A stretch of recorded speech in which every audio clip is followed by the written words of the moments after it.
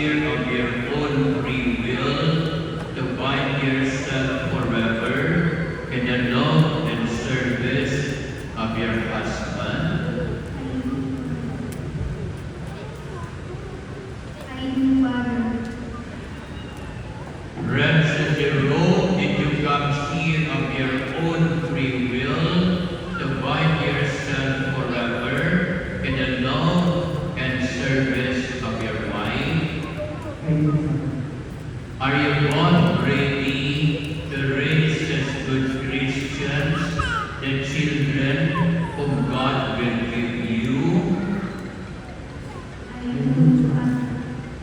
Since you wish to contract holy matrimony, please join your right hands and express your intention before God and His church.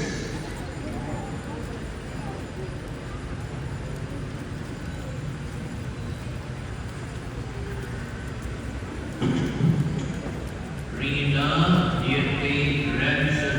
Jerome here present for your lawful husband according to the rite of our Holy Mother the Church. I do, Father. Do you give yourself to him as his wife? I do, Father. Do you accept him as your lawful husband? I do, Father.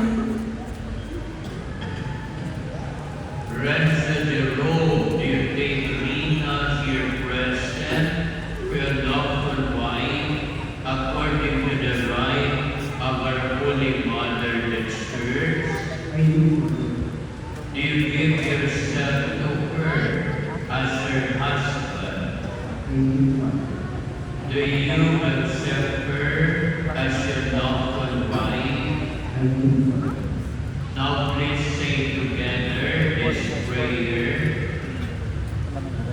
And us over to be one heart and one soul, from this day forward, for better, for worse, for richer, for poorer, in sickness and in health, until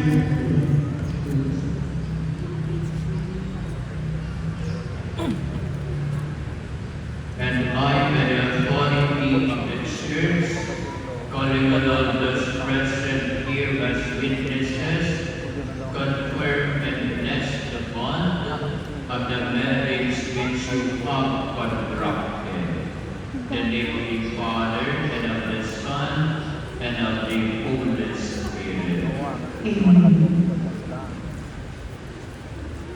We shall now bless the rain, the Ari, and the rings. Let us pray.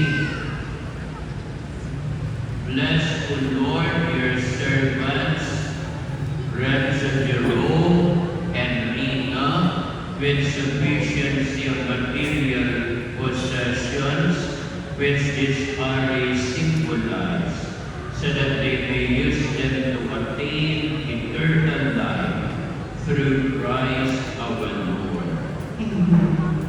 Bless, O Lord, these rings, so that your servants, Rev. St. Jerome and Rina, who wear them, may ever live in mutual love and in unbroken loyalty through Christ our Lord.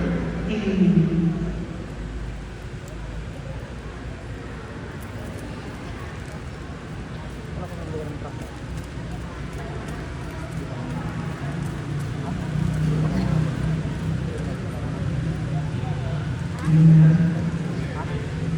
Praise Him as a sign of my love and fidelity. In the name of the Father, and of the Son, and of the Holy Spirit.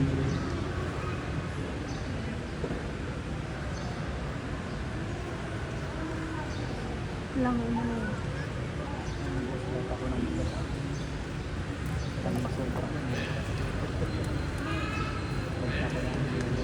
Rev. Jerome, where is the ring? As a sign of my love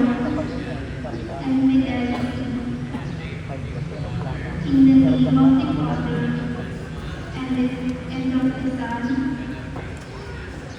and of the Holy Spirit.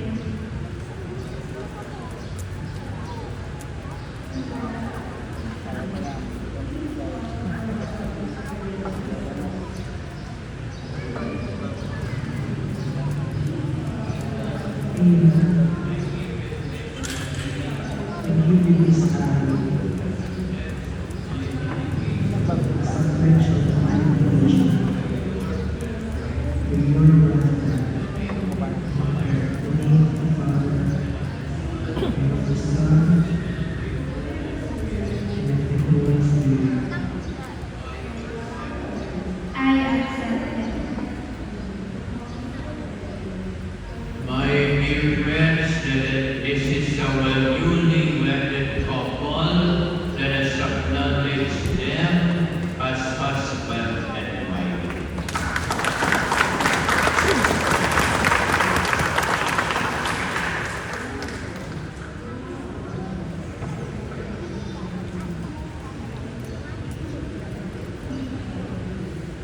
Please be seated.